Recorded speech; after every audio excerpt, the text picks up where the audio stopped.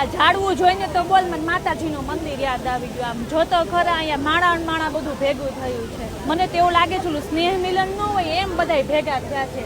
બસ ખાલી આ પ્રસાદની જગ્યા પર ઓલું તું હું કેતો તો હોટ કોકો હા બસ ઈ રાખ્યું છે. બાકી તો આપણે અહીંયા ગળદી તો આવી મંદિરમાં થાતી જ હોય. આ ધોળી દાઢી વાળા ભાભા કોણ હશે? હે માથા પર લાલ ટોપી પહેરી છે, પાછળ કેવડી મોટી પોટલી બાંધી છે. ભાભા જાત્રા કરવા માટે નીકળ્યા છે. શું હે મને લાગે માનતા હશે. શું કેવું મમ્મી ભાભા નથી સાન્તા ક્લોઝ છે.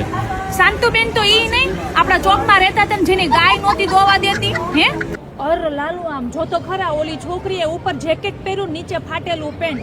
મને તો ઈ જ નથી ખબર પડતી કે એને ઉપરથી ઠંડી આવે છે કે નીચેથી ઠંડી આવે છે. હે ફેશનનું તો જોતો ખરા અહીંયા તારે અમેરિકામાં જ છે. હો જોતો ખરા આ લોકો ચા વેચવા માટે કેવું હાઈફાઈ સ્કૂટર લઈને આવે અને આપણે અહીંયા ઇન્ડિયામાં સીધી લારીઓ કાઢે ને ઉપરથી માઈકુય કેવી બબણતી હોય. બોલ અંતર પપ્પા હાચીને ક્યાં ગયા મને કે મારે ગરમ પીવું છે એમ કરીને ઠંડુ પીવા વહી ગયા. જો ને પછી કાઢશે નાકમાંથી લોંદા જોરી હાલો તો આમ બાજુ અહીંયા ડાગલાનું પેટ તાર પપ્પા જેવું નથી લાગતું. હે મને અહીંયા જરીક ફોટો પાડી દેતો લેતો પણ આ ડાગલા પાસે ફોટો પડાવવા માટે લાલુ કેટલી મોટી લાઈન છે. જોતો ખરા આ લોકોએ હાબુનો પાણી નીચે નાખ્યું હોય છે ને હે એટલે બધાય ફટાફટ લપસે છે. આમ જોતો ખરા ગરગડીની જેમ બધાય કેવા દોડે છે. હે આમાં તાર પપ્પાને મોકલા હોય તો જાય. હે